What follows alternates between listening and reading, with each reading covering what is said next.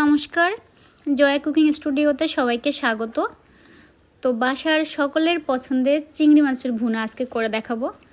Specially এটা আমার খুব পছন্দের রান্না। আর চিংড়ি মাছ পছন্দ করে না এমন মানুষ কিন্তু খুব কমই আছে। তো এখন রেসিপিটা শুরু করব। প্রথমে আমি চুলায় কিছুটা তেল দিয়ে দিলাম। তেলটা খুব ভালোভাবে গরম হয়ে গেছে। যেহেতু ভুনা রান্না করব তাই তেলের পরিমাণটা কিন্তু একটু বেশিই লাগে। আমি এখানে বেশ কিছু বাগদা চিংড়ি নিয়েছি, লবণ হলুদ মাখিয়ে নিয়েছিলাম। এবার চিংড়ি মাছগুলোকে প্রায় 1 মিনিট সময় নিয়ে ভাজি করে নেব। খুব বেশি ভাজি করার দরকার নেই, যেহেতু খুব বেশি ভাজি করলে কিন্তু এটা অনেকটা রাবারের মতো লাগবে। তো মাছগুলোকে ভাজি করে আমি উঠিয়ে নিলাম এবং কড়াইতে অবশিষ্ট তেলের ভিতর একটা তেজপাতা 2 খণ্ড করে দিয়ে দিলাম, সঙ্গে 1 চিমটি জিরা দিয়ে কিছুটা ফোড়ন দিয়ে নিলাম। এবার ফোড়নের ভিতর আমি 1/2 কাপ পরিমাণ পেঁয়াজ কুচি দিয়ে দিলাম। পেঁয়াজ কুচিটাকে বেশ কিছুটা সময় নিয়ে নরম নরম করে ভাজি করে নেব। এরপর বাকি মশলাগুলো একে একে দিয়ে দেব। তো প্রথমেই আমি এখানে প্রায় 1.5 চামচ পরিমাণ রসুন বাটা দিয়ে দিলাম। 1 চামচ পরিমাণ আদা বাটা এবং 1.5 চামচ পরিমাণ জিরা বাটা।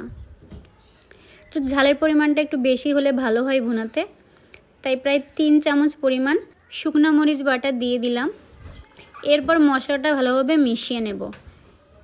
কিছুটা মিশিয়ে নেওয়ার পর বাকি মশলাগুলো আমি এতে দিয়ে দেব। তো ভালোভাবে মিশিয়ে নিয়েছি। এখন পরিমাণ মতো হলুদ দিয়ে দিলাম এবং স্বাদ মতো লবণ।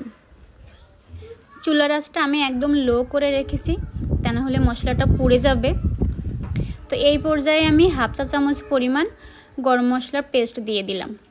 এবার মশলাটাকে খুব ভালোভাবে মিশিয়ে নেব। উপর থেকে তেল ছেড়ে না দেওয়া পর্যন্ত মশলাটাকে ভালোভাবে কষিয়ে নিতে হবে। তো দেখুন এখন কিন্তু ভালোভাবে তেলটা ছেড়ে দিয়েছে। এখন ভাজি করে রাখা মাছগুলোকে আমি দিয়ে দিলাম এবং প্রায় 2 থেকে 3 মিনিট সময় নিয়ে চিংড়ি মাছগুলোকে এই মশলার সঙ্গে খুব ভালোভাবে কষিয়ে নেব। এভাবে কষিয়ে নিলে কিন্তু এই মশলাটা চিংড়ি মাছের ভিতরে খুব ভালোভাবে চলে যাবে এবং স্বাদটাও খুব ভালো আসবে। এখন কিছুটা জল দিয়ে দেব। আমি রান্নাটা একদম মাখা মাখা করব, তাই জলের পরিমাণটা একটু কম দিলাম। প্রায় 10 মিনিটের মতো রান্না করে নিয়েছি। দেখুন ঝোলটা কিন্তু অনেকটা কম হয়ে গেছে। এবার নামিয়ে দেওয়ার সময় হয়ে এসেছে। তো এভাবে চিংড়ি মাছ রান্না করলে কিন্তু স্বাদটা অনেক ভালো আসে। আপনারা বাসায় অবশ্যই এই রেসিপিটা ফলো করবেন। আর রান্নাটা কেমন হয়েছে অবশ্যই কমেন্ট করে জানাবেন। সবাই সুস্থ থাকবেন, ভালো থাকবেন। পরবর্তীতে নতুন কোনো রেসিপি নিয়ে আসব। আজকের মতো এই পর্যন্তই। নমস্কার।